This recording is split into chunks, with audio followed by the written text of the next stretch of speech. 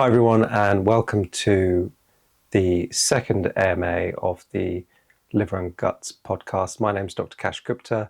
I'm a gastroenterologist and hepatologist in the UK with my background in training in London, Oxford, Cambridge, Boston at Harvard Medical School. And today we are going to talk about various questions that I've collected from memory that people have asked me, and family, patients, various things that I think may be helpful for people to know the answer to. And so let's get cracking with question number 1 of the second AMA on alcohol. So how does alcohol damage the liver? So this is a process that occurs almost immediately when the alcohol is ingested and hits the lining of the gut in the esophagus and stomach. But metabolically, what we're looking at is when alcohol is absorbed and metabolized, it does produce a substance called acetaldehyde, which is a highly reactive substance. It can bind to proteins, DNA cell membranes, and cause direct injury. And that kind of injury that it causes is called an oxidative stress, which creates free radicals and damages the liver cells directly. And the first kind of stage of damage of the liver you tend to see when people drink modest levels or high levels. You tend to get fat accumulation in the liver that's seen initially. And this can occur over a period of weeks, really. And you don't even really need to be drinking massive amounts, the acute amounts. It can be moderate, high, normal levels that can do this. Once you get that fatty accumulation in the liver, that's then followed by a period of potential inflammation. And that inflammation we term medically as steatohepatitis. And there are various proposed mechanisms for how that can occur, where the inflammatory signals come about because of the fat deposition or because of the direct alcohol related damage. If it's really acutely, if it's a real acute insult to the liver from the alcohol, then we call that alcoholic hepatitis. Anything with itis on the end is inflammation. So you do get a combination of this fatty liver and direct alcohol effect on the liver. It's important to know that when you have metabolic fatty liver, so from diabetes or obesity or high cholesterol, those kinds of things, adding in alcohol to that mix can be almost synergistic. So 1 + 1 is not 2, it's a lot more, 11, let's say. So you can get an additive effect of liver damage from alcohol if you already have, for example, a fatty liver. Long term, when the inflammation keeps going on and on and on, you get a period of scarring of the liver, what we term fibrosis. And the way that tends to occur is because you have activation of these liver cells that are called stellate cells. And these stellate cells lay down scar tissue in the liver over time. When that scarring becomes more permanent, we term that cirrhosis of the liver. And the distinction between cirrhosis and fibrosis is sometimes very difficult to make. We do biopsies of the liver to test for that, but this process of scarring of the liver can be patchy across the liver, so it's difficult to sometimes tell. And we have other non-invasive methods, such as tools called fibroscans, MR elastography, which we can use, but they aren't perfect, and but their sensitivity tends to be quite good to pick up cirrhosis of the liver. You can also be more susceptible to alcohol-related damage if you have underlying conditions. We talked about things like fatty liver, but viruses are another one. Hepatitis B and C are the typical ones that provide chronic damage to the liver. And on their own, they can cause damage, but sometimes they don't. But if you add in alcohol to the mix, it does accelerate things. Obesity, diabetes, but also genetic conditions that, people may not be aware that they have. Typically, those ones, the most common ones, are things like hemochromatosis or alpha-1 antitrypsin deficiency. Now, hemochromatosis is more common than alpha-1 antitrypsin, but they're not the most common causes for liver cirrhosis, not as common as alcohol or fatty liver. So alcohol damages your liver directly through its metabolites. It can cause damage to the gut lining and therefore result in translocation of bacteria and products through the gut, which then travels to the liver and then can cause scarring. And it can be additive if you already have pre-existing liver disease, the most common being fatty liver due to insulin resistance, being overweight, high blood pressure, smoking, high cholesterol, etc. But you can also have genetic conditions that are underlying that you just don't know you have unless you get tested. Next question, question 2, or we could say question 12 because I've already done a 10 question MA. Let's say question 12. So question 12 is, can you get cirrhosis if you don't drink heavily every day? Yes, you can get cirrhosis even if you don't drink heavily every day.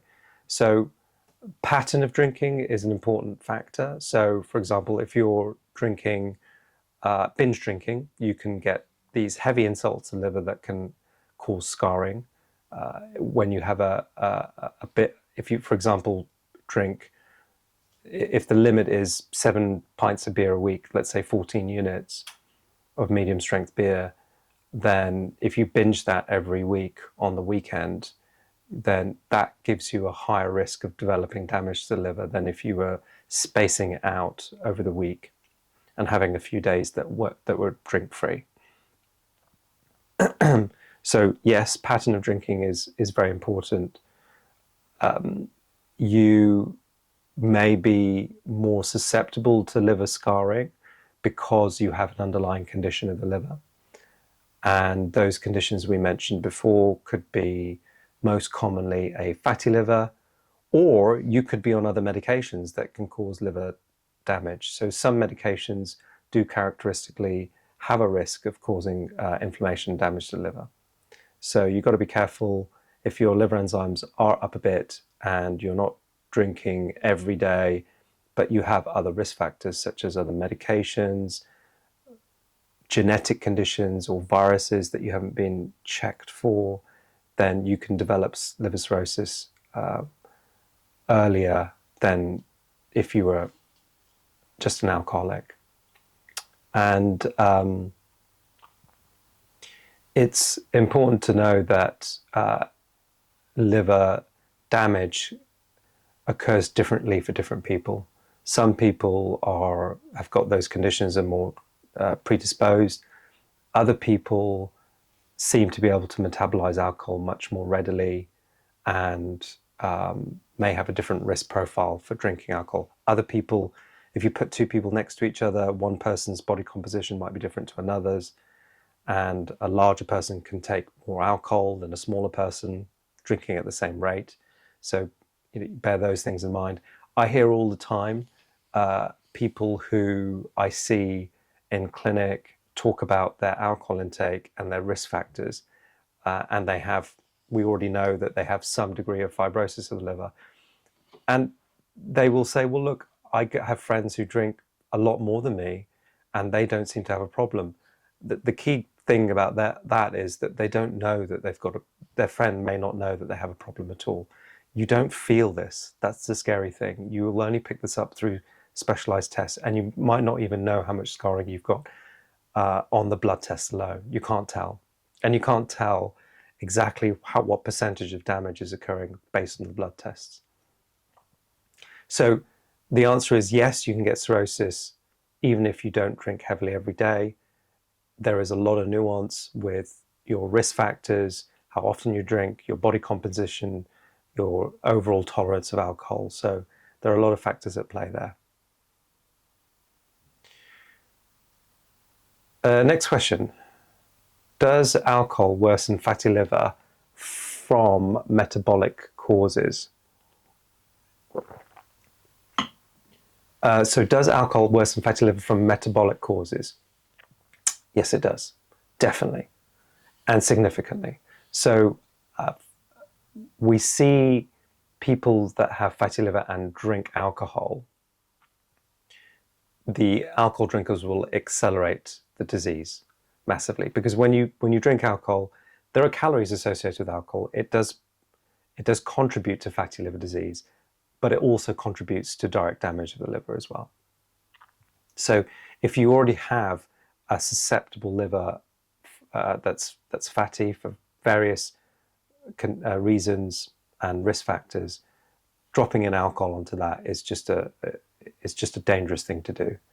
And my general advice to people who have a fatty liver that we find on imaging, even if their liver enzymes look okay, my general advice to these people is try and avoid alcohol completely, because we have seen people develop cirrhosis of the liver even with normal liver enzymes. And in fact, if we go back 20 years, we used to see people with abnormal liver function tests. We used to do all the tests to see, well, why has it gone off?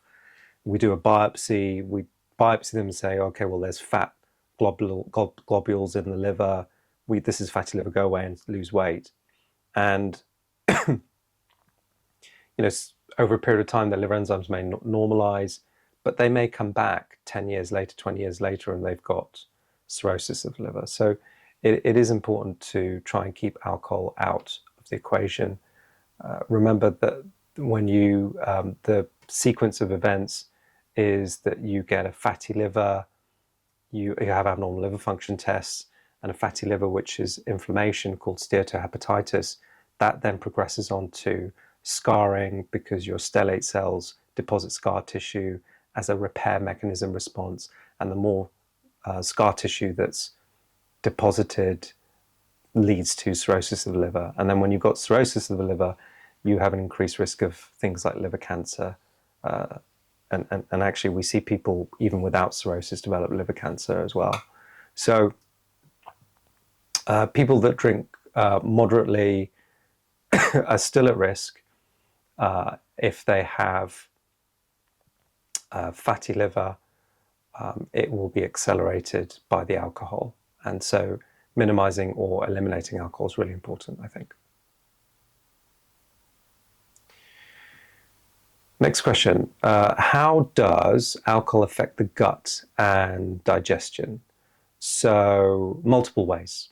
There are multiple ways whereby alcohol adversely affects the gut and digestion. And the word digestion is thrown around a lot. What do you mean by digestion? When people say, I'm going to have this probiotic and it's going to improve my digestion, what do they mean by that? Digestion starts from the mouth when you have salivary enzymes that are released that digest various products. It occurs in the stomach with your stomach acid.